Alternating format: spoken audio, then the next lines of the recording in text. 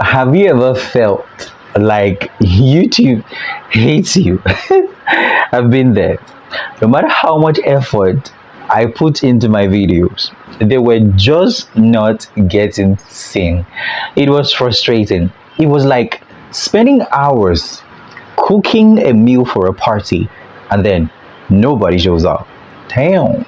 I remember uploading one video that I thought like was one of my best videos yet, and I only got 5 views after some weeks, a handful of views, and then these views were mostly from my friends and family. I then started doubting myself. Is it that my content isn't good enough? Then I would say maybe this YouTube is just doing partiality, or maybe the subscribers or audience are choosing to watch those people's views and not mine, or probably maybe I don't look as good as those other people that they are watching their videos, or am I missing something? Then it turns out that I was actually missing something, and that thing is what I am going to show you how I did it, and how you are going to do it, and how it's going to help you take out that question from your mind, asking yourself if at all YouTube hates you. And I'm talking about SEO, meaning search engine optimization, and I'm specifically talking about YouTube search engine optimization. In my case, I dived deeper into YouTube SEO, not because some big creator asked me to do it, but because I was tired of my work going unnoticed. And I honestly,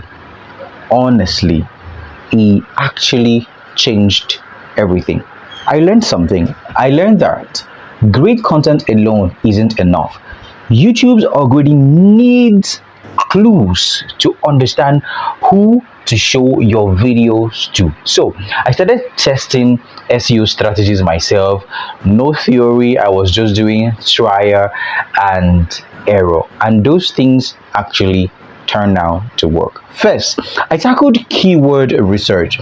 Instead of guessing what my audience might be searching for, I used tools to find exact phrases people might be typing into YouTube to actually get videos for those kind of content. So suddenly my titles were no longer just being catchy, they were becoming very strategic and actually popping up in YouTube search.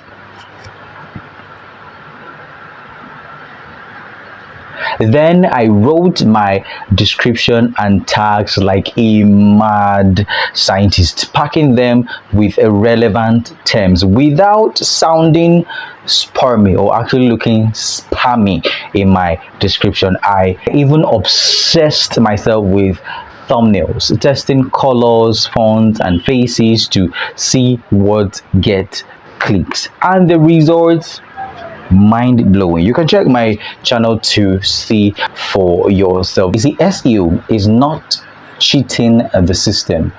SEO is speaking the system's language, something that the system actually understands and can relate with. Now, I don't just hope my videos get seen, I plan for it. Every upload starts with research. What's my audience actually typing into YouTube? How can my title answer their questions? Does my thumbnail make sense, enough for someone to pause scrolling and click?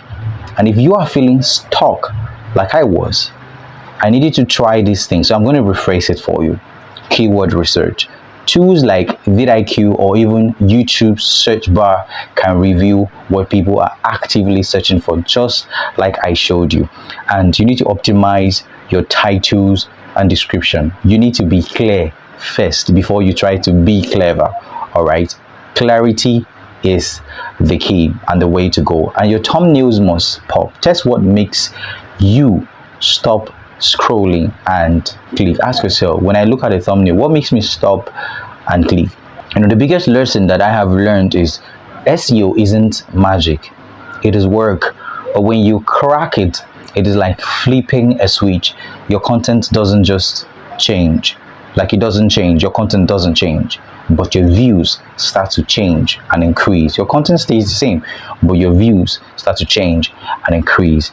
And I would love to hear from you in the comment section. So let me hear your story. Have you tried SEO tweaks that worked or failed? Drop them in the comment section. Let's learn from each other.